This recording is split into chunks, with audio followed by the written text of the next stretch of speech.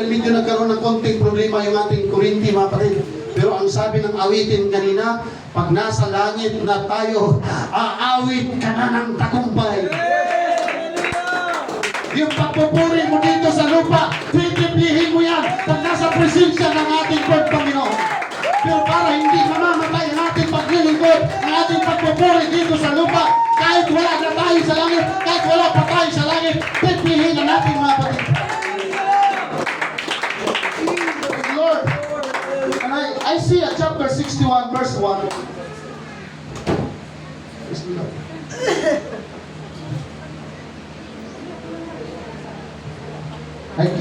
Thank you, sir. The Spirit of the Lord God is upon me, because the Lord hath anointed me to preach good tidings unto the weak. Lahat ba pwede sumigaw ng anointed? Anointed! Isa pa, anointed! Anointed! May malaking kaugnayan po yan, mga kapatid. Hindi po biro ang word na anointed. He had sent me to bind up the brokenhearted, to proclaim liberty to the captives, and the opening of the prison of them that are bound. And verse 2, to proclaim the acceptable year of the Lord, and the day of vengeance of our God, to comfort all that mourn. Woo! Ang comfort na nagmumula sa tao, pansamantala. Pero pag ang comfort na nagmumula sa Panginoon, hindi pansamantala at sigurado comfort yan.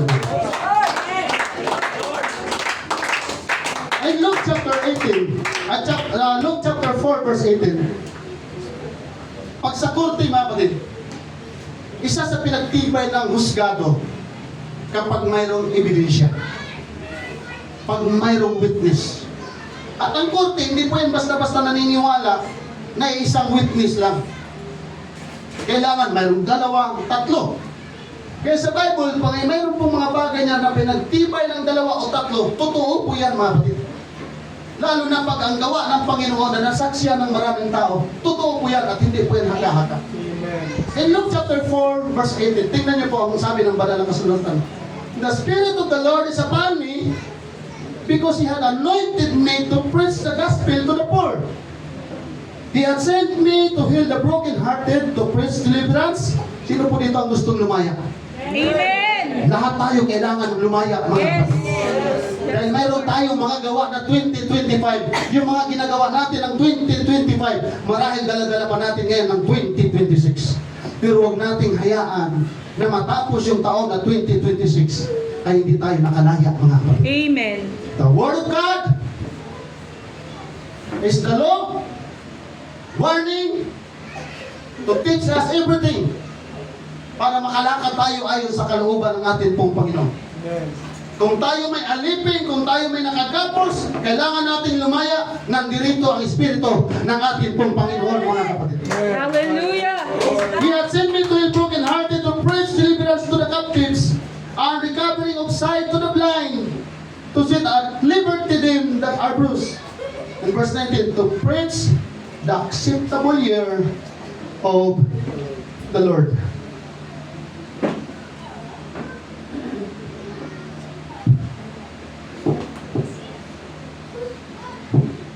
Be free now. Sino po may problema at pinagdadaanan? Hindi po dito pwede ang ipokrito. Ang kailangan natin totoo. Dahil kahit anong pagsisinungaling natin, mga kapatid, alam ng Diyos na kailangan natin lumaya. Alam ng Panginoon na kailangan natin ng kalayaan. Amen! Hindi si pastor, hindi ang church leader ang tutulong sa atin na makalaya, kundi ang Espiritu ng Diyos ang tutulong sa atin na tayo makakalaya, mga kapatid. Maraming bagay na pwede tayo lumaya. Hindi lamang tayo sa problema pwedeng lumaya. Hindi lamang tayo sa kasalanan pwedeng lumaya. Para ay alipin tayo ng presyo. Alipin tayo ng mga kahapon natin. Pero nandirito ang presensya ng ating Panginoon para tayo pong lahat ay palayain. Hindi kahapon, hindi bukas. Kung gusto natin ngayon, ngayon din tayo palalayain ng ating Panginoon. Please, power. Pray now. Please be seated, mga kapatid. May narinig pa akong pangangaral ng isang mangangaral. At ang sabi po ng isang mangangaral, mga kapatid, na ang bawat pananambahan ay nangangailangan ng mga anointed elders. Hello? Ang sabi niya sa kanyang pagtuturo, the church need anointed elders. Ang pananambahan ay nangangailangan ng mga anointed na leaders. Ang pananambahan or ang simbahan ay nangangailangan ng mga anointed na mga awit.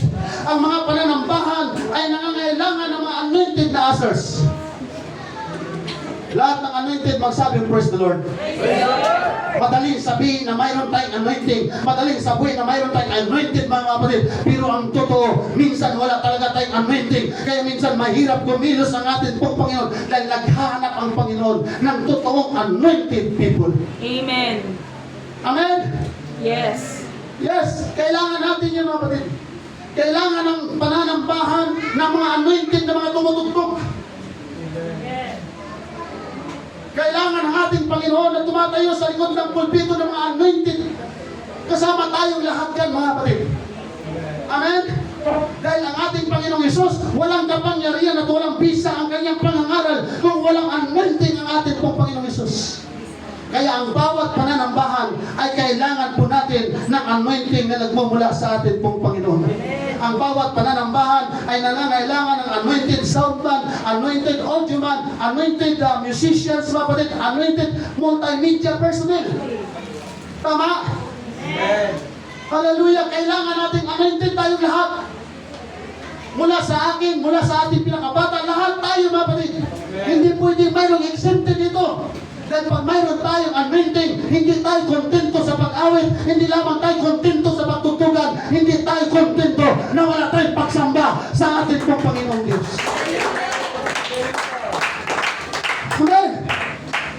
Our church need to have a continued anointing of God's presence sa bawat pananambahan natin. Hindi mabubuhay ang ating pananampalataya kung wala ang presensya, kung wala ang anointing ng ating Panginoon, mga kapatid. Totoo po ba? Amen. Hallelujah! Let the presence of God always be in our services. Hindi lamang po ang tumatayo sa likod ng pulpito, kumakanta at tumutugtog sa instruments ang kailangan ng anointing. Kahit kayo po na nakaupo sa upuan, kailangan natin ng anointing na nagmumula sa atin pong Panginoong Diyos.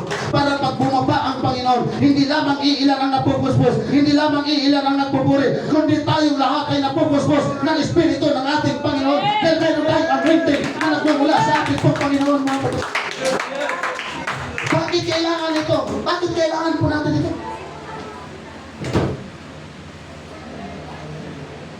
Why we need anointing? Bakit kailangan natin ng anointing na nagmumula sa Panginoon? Nga naman, because there is something different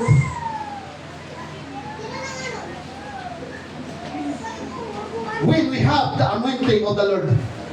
Dahil mayroon pong kakaibang bagay na nakikita sa isang tao kapag taglay natin ang anointing ng ating pong Panginoon. May kakaibang nangyayari sa isang tao kapag taglay natin ang anointing ng Panginoon. May kakaibang kapangyarihan at pagkilos ang ating Panginoon sa ating kalagitnaan kapag tayong lahat ay mayroong anointing ng ating Panginoon. Amen. Mga kapatid, kailangan natin ang natatanging pagkilos ng Diyos. Huwag tayo makontento na every Sunday na tila ba kayong nangyayari ng 2025 maliban lang sa mga baguhan ay nangyayari pa rin sa 2026. Amen? Sikapin natin na magpuri tayo na mayroong anointing sa ating pong Panginoon. Sikapin natin na magpuri tayo na nakakonsentrate tayo sa presensya ng ating pong Panginoon. Huwag na natin tingnan kung sino yung kaharap natin. Huwag na natin tingnan paano magpuri ang katabi natin. Huwag na natin lingunin paano magpuri ang katabi natin. Tingnan natin, mga kapatid, yung totoo natin pagsamba sa ating pong Panginoon. Lord, huwag mo akong payagan na mangaral na wala akong anointing. Huwag mo akong payagan na magpuri na walang anointing. Huwag mo akong payagan na umawit na walang anointing. Huwag mo akong payagan na tumugtog na walang anointing. Huwag mo akong payagan na magpuri na hindi pasado sa kanya. Palapakan natin ang ating dakilang Diyos. If we have the anointing of the Lord, your praise is different. Right. Right. Ang ating pagpupuri ay kakaiba pag mayroon tayong anointing ng Panginoon. Ang ating pagsamba ay kakaiba, mga kapatid, pag mayroon tayong anointing sa Panginoon. Ang ating pag-uugali ay kakaiba pag mayroon tayong anointing ng ating Panginoon. Ang ating pananamit ay mayroon pagkakaiba pag mayroon tayong anointing sa ating Panginoon. Yung ating mindset is different. Why? Because we have the anointing of the Lord. Amen. Amen. Hallelujah. Amen? Kaya ang kapangyarihan kumikilos sa ating Panginoong Jesucristo nung siya nagkatawang tao dahil wala siyang ginagawa para sa kanyang sarili. Ang ginagawa niya ay para sa kapurihan ng ating pong Panginoon. Amen?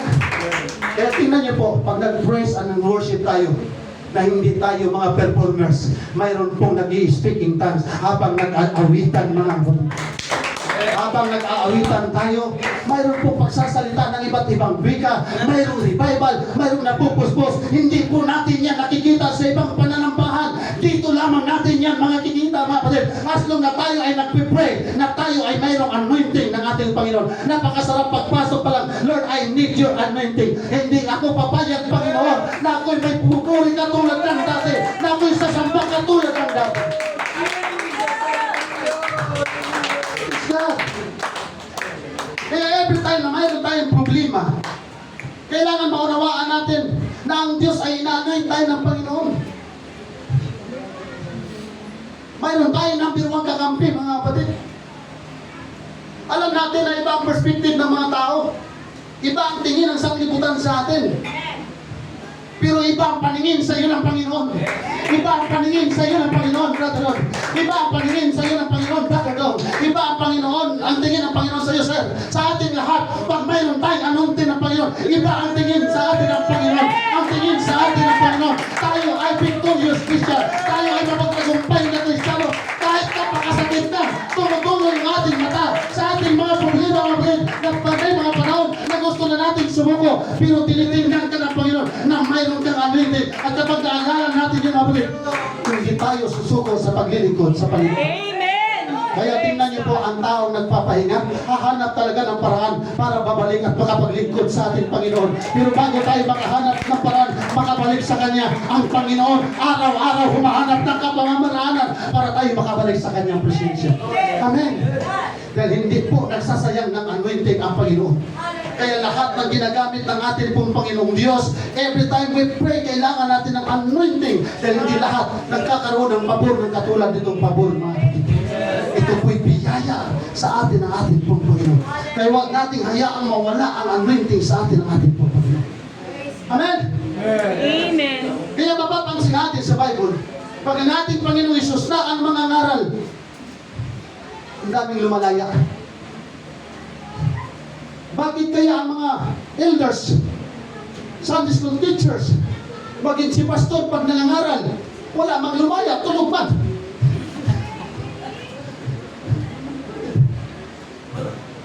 Malaki po ang pagkakaiba. Malaki po ang diferensya ng Panginoong Hesus sa pastor. Malaki po ang pagkakaiba ng Panginoong Hesus sa mga tumatayo sa likod ng pulpito. Kaya huwag tayong mag-expect na yung mga ngaral dito ang magbago ng buhay natin. Na yung mga ngaral sa likod ng pulpito ang magpapagaling sa atin. Mag-expect tayo na yung mga ngaral sa likod ng pulpito, sino man ang tatayo, mayroong pagpunas ng kapangyarihan ng ating pong Panginoon para uuwi tayo lahat na mayroong pong kalayaan, mga dahil ang salita ng Panginoong Jesucristo, hindi lamang yan nagbibigay ng karunungan sa atin. Ang salita ng Panginoon ay nagbibigay po ng kalayaan sa bawat isa sa atin. Amen? Pag ang ibon nakakulong sa isang hawla, nag-i-enjoy lang siya sa kapirasong lugar. Dahil hindi po siya totoong malaya. Pero pag pinakawalan mo yung ibon, makikita mo ang kanyang kasiyahan, makita mo ang kanyang paglipad, matayog ang kanyang nararating, mga kapatid. Amen? Kaya pansinin din natin ang ating pagpupuri. Pag may mga panahon na mahina na yung palakpak mo, mahina na yung sigaw mo, mahina na yung pananalangin mo, kinukulong mo na ang sarili mo sa isang bagay na magiging malungkot ka, sa isang bagay na mamamatay ang pananampalataya mo. As long na nararamdaman natin ang panghihina, lagi nating balikan, may anointing na pala ko na nagmumula sa Panginoong Diyos. Amen? Huwag nating hayaan na wala tayong kalayaan na magpuri. Huwag nating pigilan ang ating emosyon. Huwag nating pigilan ang ating luha. Huwag nating pigilan ang ating damdamin. Amen. Dahil hindi tayo mga robot mo. Amen? walang talikala na tumatagal sa ating Panginoong Kristo. Walang gapos na tumatagal sa ating Panginoong Kristo. Amen. Walang problema na tumatagal sa ating Panginoon. Totoo ba mga isono? Amen. Alam niyo po, ang pangangaral ng salita ng ating Panginoon, hindi ba tayo para aliwin? Yes. Mayroon talaga mga pastor na mayroon silang gift na kung nagbabasalat, tumatawa ka. Iba-iba naman ang gift ng mga pastor. Mayroong pastor na hindi nagpapatawa, pero yung mga member mula umpisa hanggang katapusan, tawa ng tawa. Kaya gusto nila ron eh. Gusto namin yung church niyo. Kasi pag mula umpisa hanggang katapusan, tawa kami ng tawa. Kahit hindi nagpapatawa yung pastor, tawa kami ng tawa. Kaya pag may problema kami, pastor, solusyon tawa. Kapatid, ang ating Panginoon ang sinangangaral, hindi para aliwin tayo. Yes. Hindi para yung ating mga bagay-bagay na dapat solusyonan ay sinusolusyonan ng Diyos. Amen? Amen. Binabaklas ng ating Panginoon yung mga tanikala na nakagapos sa ating pong mga pag-iisip, mga kapatid. Pag nangangaral ang ating Panginoong Jesucristo, ginigising niya ang ating mga espiritong patay. Kaya mayroon siyang pangangaral na sasaktan tayo. Kasi pag nasaktan ka, mahirapan ka matulog. Gising ka. Tama ba? Amen. Ang hirap matulog mga kapatid pag may sugat ka. Ang hirap matulog kapag nasasaktan ka. Kaya ang Panginoon kapag nasasaktan tayo ng kanyang mga salita, hindi po tayo pinapahirapan ng Panginoon. Gusto lang ng Diyos na tayo gumaling mga kapatid. Amen. Amen. Kaya hindi nagbibiro ang ating Panginoon sa kanyang pangangaral para tayong lahat po ay makalaya sa pagkabihag. Bihag kasi tayo ng kaaway physically.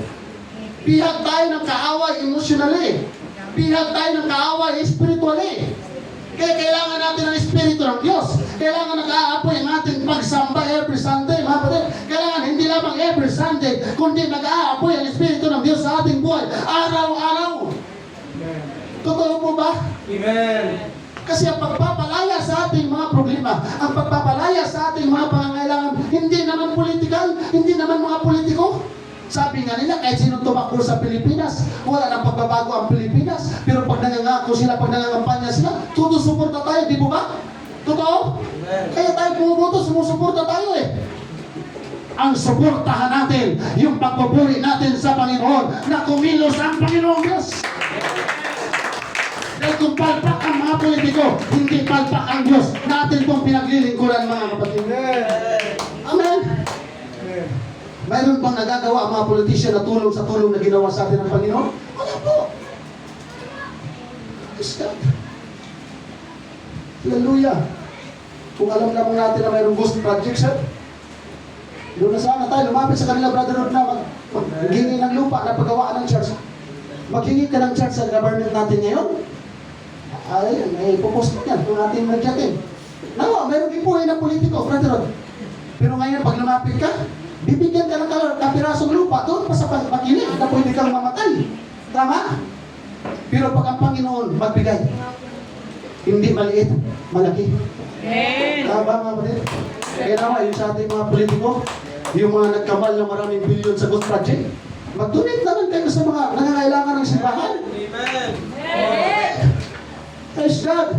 Baka naman. Sa baka naman, natuking kayo ng konsensya. Amen. Dahil yung bilyon ninyo, hindi mo pwedeng iharap yan sa Panginoon. Hindi mo pwedeng magbayad ka ng mga abogado para makapasok ka sa langit. Oh. Sabihin sa inyo ng Panginoon, kasali ka pala sa Ghost Project. Milyon-milyon pa lang kinita mo, kapagkita siya ng Panginoon. Ito yung namatay sa baha. Ito yung mga kinagat ng daga sa baha. Ito yung mga namatay sa lamo dahil sa kagagawan nyo. Kaya sa atin po mga politikong kurakot, bago mauli ang lahat, pamahagi nyo na yung bilyon na yan. Kung mayroon na kailangan ng simbahan lumapit sa inyo, tulungan nyo na. Amen? Ang Diyos ang makakatulong sa atin. Amen. Palakpakan natin ang ating Panginoon. Praise God. Hallelujah. Kapag ang ating Panginoong Jesucristo ang mga ngaral, maraming mga tao nakalaya sa pagkabihag ng kasalanan, maraming mga tao nakalaya sa pag-aalipin ng demonyo, maraming mga tao nakalaya sa pagiging takot, maraming mga tao nakalaya sa sumpa. dahil sa pangangaral ng ating pong Panginoong Hesus Kristo. Kaya every time na tayo sasamba, sa bahay pa lang mga kapatid, mag-pray na tayo, Lord, kailangan ko ng mensahe na tatama sa akin para magbago ako, para maayos yung buhay ko. Amen? Huwag tayo mag-pray, Lord, magbigay ka ng mensahe para yung nakagawa sa akin ng atraso, bubugin mo ng mensahe mo. Oh, hallelujah, palagpakan natin ang ating Panginoon. Napakapalad po natin na inabot po tayo ng mensahe ng ating pong Panginoon. Sabi ng Matthew chapter 11, ang mabuting balita ay ipinapangaral sa mga dukha. Lahat ng mahirap, taas ang kamay. Amen. Praise God, yung mga hindi nagtaas ng kamay, magpautang kayo. Ang yaman nyo pala. Praise God. Hindi niyo po mga kapatid, hindi ba tayo nag-i-enjoy sa presensya ng Diyos? Yung patutuo ni Sister Connie, kumatos na, nakalabas pa at buhay. Amen. Praise God. Sino ang nag-pray sa kapatid ni Sister Sonia na gumaling? Amen. Si Sister Connie, sino ang nag-pray? Amen. Praise God. Di ba pag alam mo na mayroon kang prayer, hindi mo ginawa para sa sarili mo, pero ginawa mo para sa kapwa mo, pag mayroong tagumpay, di ba masaya ka ba rin? Pag nakita natin na yung ating kapatidan nakatanggap ng himala na nagmumula sa Panginoon. Kasi pwede mo naman sabihin sa Lord, Lord, aba, tinugon mo si Sister Connie, bakit pwede kami naman? Yes. Give them glory. Praise God. Kaya si Brother Jimmy nababangga eh. Buti, ikaw nababangga, Brother Jimmy. Kasi napakakalma mo eh. Kung iba lang yun, sige. Road race na kagad. Pero iba kasi yung Kristiyano na guided ng Espiritu ng ating Panginoon. Palagpakan natin. Sabi ng Bible, ang salita ng Diyos, ang mabuting balita ay pinapangaral sa mga dukha. Ang dukha na pinag-uusapan dito mga kapatid, hindi lang walang pera. Ang mga mayayaman ay dukha rin. Hindi sila dukha sa kapirahan, kundi dukha sila sa salita ng ating pong Panginoong Diyos. Amen? Tayo, wala man tayong kapirahan, pero mayaman ka sa salita ng ating Panginoon, yaman ka pa rin sa mga taong mayayaman, mga kapatid. Amen? Taas na kamay, lahat ng may kotse. Praise the Lord. Lahat ng may motor. Lahat ng may bisikleta. Lahat ng may chinilas. Taas ang kamay. Amen. Amen.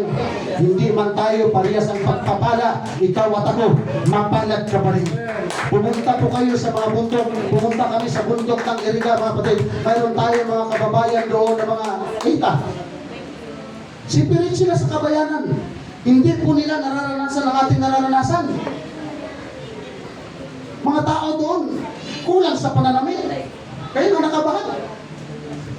Walang mga tsinilas. Ang pagkain nila hindi katulad ng ating pagkain. Ang tulugan nila hindi katulad ng ating tulugan. Pero masaya sila. Kung pira ang pag-uusapan, wala sila. Kung sasakyan man lang, wala sila. Pero kung ikukumpara yung kasiyahan nila sa atin, baka talo pa tayo sa kasiyahan nila. Bakit po? Dahil masaya sila na kahit wala sila, kontento na sila, nabuhay sila, kontento na sila na naramdaman nila na mayroong Diyos na umaalalay sa kanila kahit yung pagpapala nila, hindi katulad sa ating pagpapala. Di ba sir? Ang hirap yung mga ita doon sa Eriga, wala nga CR eh. Kaya pinagawaan sila ni Pastor Mauner ng CR. Ang hirap mabuhay na walang CR mga kapatid. May mga babae din sila eh. Ayun nga lang, automatic yung CR nila. Pero, tingnan niyo po, nag-i-enjoy sila. At tingnan niyo po ha, ang Diyos nila, hindi gumagalaw. Ang Diyos nila, kahoy. Ang Diyos nila, bato.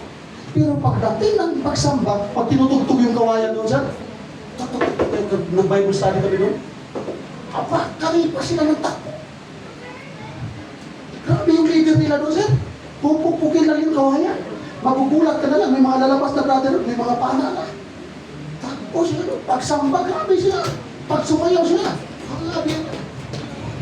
Yung sayaw nila doon, kasi iba yung sayaw nila sa atin eh. Nag-i-enjoy sila, masaya sila, ginagawa nila yun para sa Diyos nila. Pero yung Diyos natin, totoo, pinago tayo, pinagpala tayo, hirap tayo magpuri sa ating buong Panginoon, mga kapatid. Kailangan po natin makalaya. We pray now! Yung mayayain magpuri, be pray now. Yung mayayain manalangin, be pray now. Yung mayayain sumalaw, be pray now. Yung mayayain umaway, be pray now. Pagpalakpakan natin ang ating dakilang Diyos. Ang salita ng Diyos hindi lamang pinapangaral sa walang pera, kundi pinapangaral sa mga wasak ang puso, sa mga sugatang puso, sa mga alipin ng kasalanan. Yan po ang purpose ng salita ng ating pong Panginoon Hesus Kristo. Hallelujah! Hindi po lumalapit ang ating Panginoon sa mga malalakas na tao. Lumalapit ang ating Panginoon sa mga nanghihinang tao, sa mga nahihirapang tao. Kaya kung tayo may nanghihina, kung tayo man sugatan, kung tayo may problema, baon man tayo sa utang, marami man tayo pinagkakautangan, mayroong kalayaan sa pangalan ng ating Panginoong Hesus Kristo. Amen? Taas ng kamay na may utang. Amen. Ang daming walang mga utang, Brother Tess. Kaya magpautang kayo sa amin. Amen? Sabi ng John chapter 8 verse 36, kung kayo'y palalayain ng anak, kayo nga'y magiging tunay na malaya. Nung tinanggap natin ang bautismo sa tubig sa pangalan ng ating Panginoon Hesus, pinalaya na tayo ng ating Panginoon sa dati natin. Kaya tayo na may problema minsan. Kung kailan tayo pinalaya ng ating Panginoon, bumabalik tayo sa dati nating mga gawa na doon tayo naalipin. Amen? Pero nangungusap po ang ating Panginoon sa umagang ito, mga kapatid. Hallelujah. Ang bayang Israel, nabihan sila ng 430 years sa lugar ng Egypt. Wala silang kalayaan.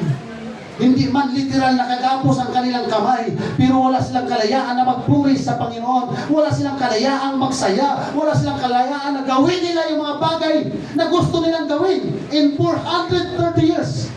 Kaya tinawag ng Panginoon si Moses. Hindi biro ang pinagdaanan ni Moses. Nakaranas siya ng persecution. Nakaranas din si Moses ng hindi magagandang bagay na naranasan niya habang nililit niya ang bayang Israel. Pero nakalaya ang bayang Israel dahil hindi sumuko si Moses. Sabihin mo sa iyong katabi, huwag kang sumuko. Baka ikaw lang ang inaantay ng Panginoon para makalaya ang ating pamilya sa pagkaalipin sa bisyo. Makalaya ang ating pamilya na maalipin sa gawa ng kaaway. Tayo lang ang inaantay ng ating Panginoon, mga kapatid. Amen. Kung ginamit ng Panginoon si Moses na utal-utal, kung ginamit ng Panginoon si Moses na tungkod lang ang dala, ikaw at ako, Biblia ang dala. Pwede tayong gamitin ng ating Panginoon para yung mga taong nangailangan ng kalayaan ay makalaya sila sa pangalan ng ating Panginoon Hesus Kristo. Amen. Yung social media natin ginamit ng Panginoon para may mga kaluluwa na lumaya sa pagkaalipin. Kaya nang matindi na po ang kasalanan ng tao, hindi na po gumamit ng tao ang Diyos. Nung makita niya na matindi ang ating pagkakasala, yung Diyos na nakatira sa langit, perpektong lugar, walang tigil yung mga anghel na nagpupuri sa Kanya. Nung nakita niya na ang tao ay sadlak sa pagkakasala, hindi siya gumamit ng tao para maligtas sa kasalanan. Siya mismo, sir, nagkatawang tao. Kaya yung Jesus na ating sinasamba, hindi basta-basta ang pangalan niya. Amen. Hallelujah. Amen. Kaya sa pagtitiis ni Moses, gutom, hirap. Dahil wala siyang permanenteng bahay tulugan nung naglalakbay sila sa wilderness. Nung hindi sumuko si Moses, maraming nakarating sa promise land. Amen. Kung sumuko lang ang ating Panginoon Jesucristo, ni isa sa atin, mga kapatid, wala pong makakarating sa langit. Pero dahil hindi sumuko ang ating Panginoon, ikaw at ako, mayroon ng malaking bahagi sa kalangitan, sa kaharian ng ating Panginoong Diyos. Kaya ang ganda ng kanta kanina, the Spirit is here. Pag nasa presensya na tayo ng Panginoon, hindi na tayo mangungutang doon, hindi na tayo magpapautang doon. Aawit na tayo ng tagumpay sa harap ng ating Panginoong Diyos.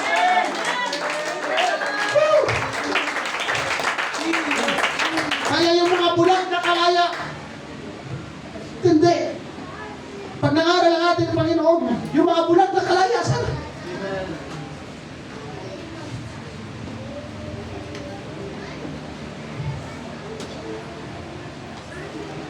Alam niyo po, yung bulag na pinag-uusapan sa Biblia, hindi lamang po bulag physically, literally, kundi bulag spiritually.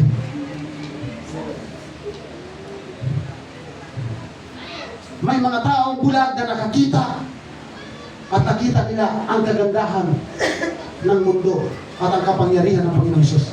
Marami namang mga taong nakakita pero bulag sa kabutihan ng Diyos. Marami mga taong nakakita pero bulag sa mga bagay na magagawa ng Diyos. Marami mga taong nakakakita pero hindi nagtitiwala sa magagawa ng Diyos. Amen? Tayong lahat mga kapatid, ganun din. Tayo dati ay mga bulag. Tama, mamada? Paglabas natin dyan, mga kapatid, makikita natin ang mga taong bulag na kagaya natin. Amen. Ito, sir? Yes, amen. Pag nakakita ako na nagiinuman, Brother Sherwin, ganyan din ako dati, Brother Jess. Amen. Pag may problema, idaan sa 4 kantos, idaan sa gym. Wala nang kalamansi, pastor. Yung gym, ginawang tubig. Ay, nung nasugapa tayo sa duga, ano siya ako tinatabla ng isang buting gym? Problemado ako, Brother Rod. May gusto akong ligawan, wala akong pera. May gusto akong ligawan, ang hinahanap ko akong lalaki maputi. Eh ako parang kaldero kasi sa dagat. Sa papurmahan, talo ako. Sa pera, talo ako. Sa diskarte, talo ako. Wala akong panalo. Kaya, hindi pa nga ako nakapag-umpisa maligaw, sir. Reject na. Masakit ng puso ko. Ay, tagay ka agad. Piruin mo, Jin, ang chaser, emperador.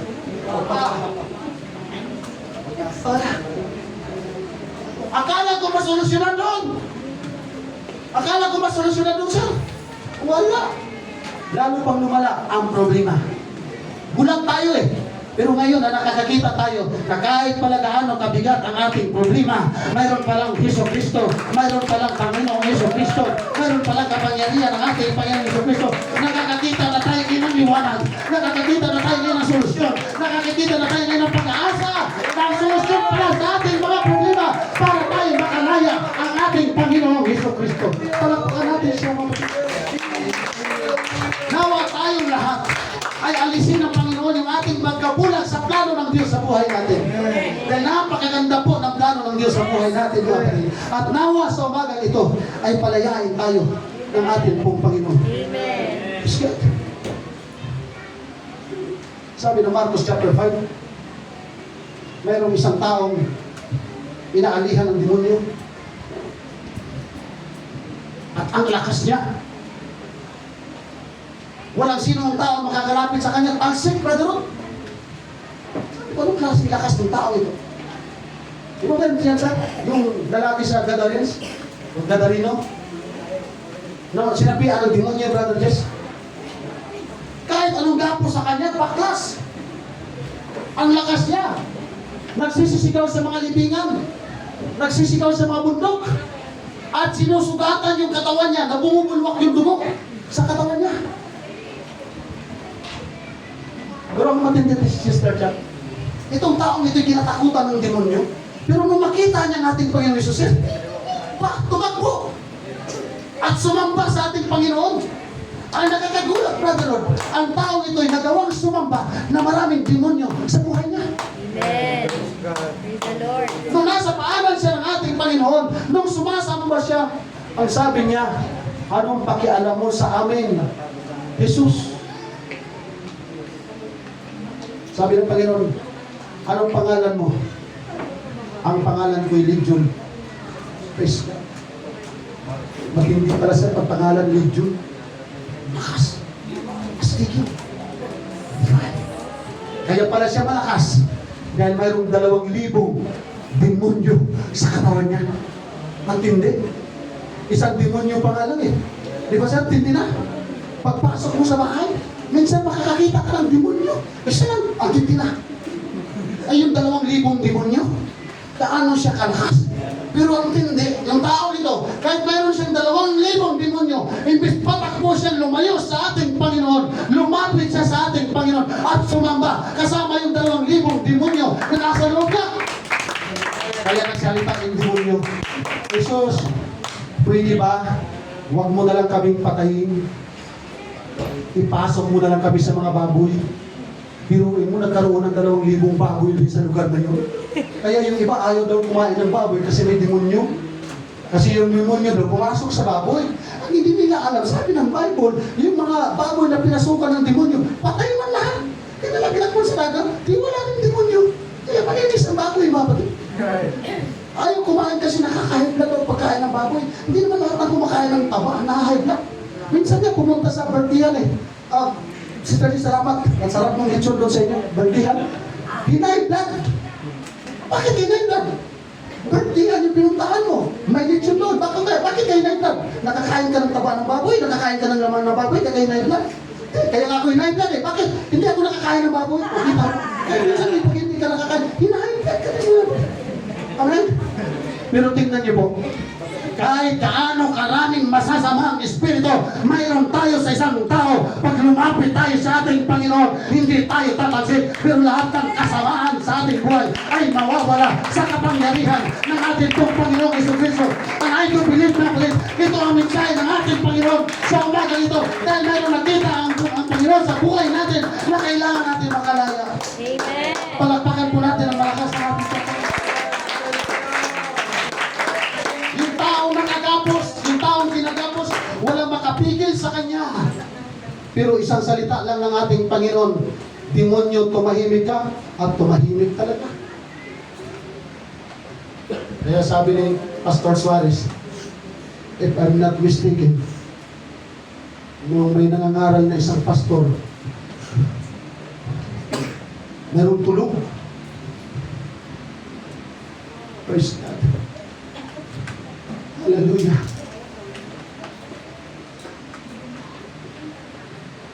Ay pagsigaw ng mga ngaral na pastor,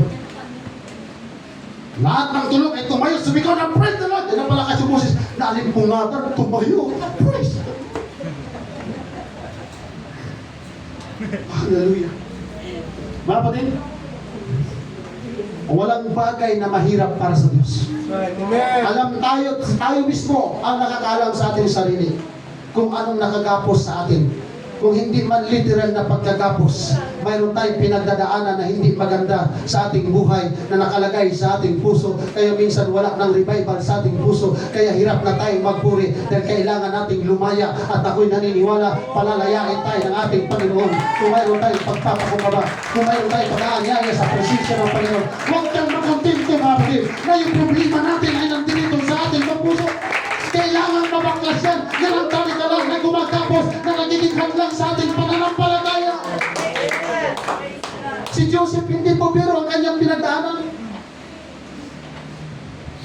Bakit kailangan pa niyang ilaglag ng kanyang mga kapatid sa isang hukay bago makarating sa palasyo ng Egypt? Bakit kailangan pang maging alipin ni Joseph sa Egypt bago siya maging second in command ng hari ng Ehipto? Bakit kailangan pa niyang makulong?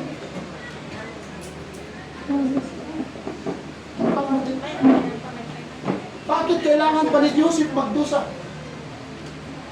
Bakit kailangan pa ni Joseph na ipagtabuyan sakta ng kanyang mga kapatid? Pero anong sabi ni Joseph?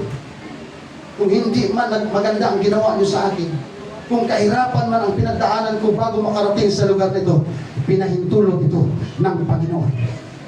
Dahil hindi siya bumitaw sa pagtitiwala sa Panginoon, si Joseph ay nagiging second in command sa lugar ni Egypt. Mga kapatid, hindi hadlang ang proseso kung ang Diyos ay may plano sa buhay mo at sa buhay ko.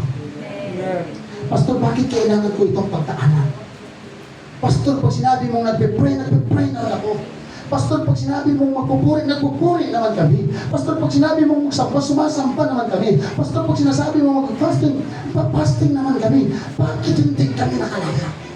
Kung bakit lang ang itatanong natin, mga kapatid, marami ding karakter sa Bible ang tatanong ng bakit. Bakit nila ito dinanas? Bakit kailangan pagpugutan ng ulo si Apostol Pablo? Bakit kailangan pang ipako si Apostol Pedro ng pabaliktad? Bakit kailangan pang may mga Kristiyanong pangatan ng buhay? Bakit may Kristiyano kailangan tanggalan pa ng mata? Bakit may mga Kristiyano kailangan pang lagariin?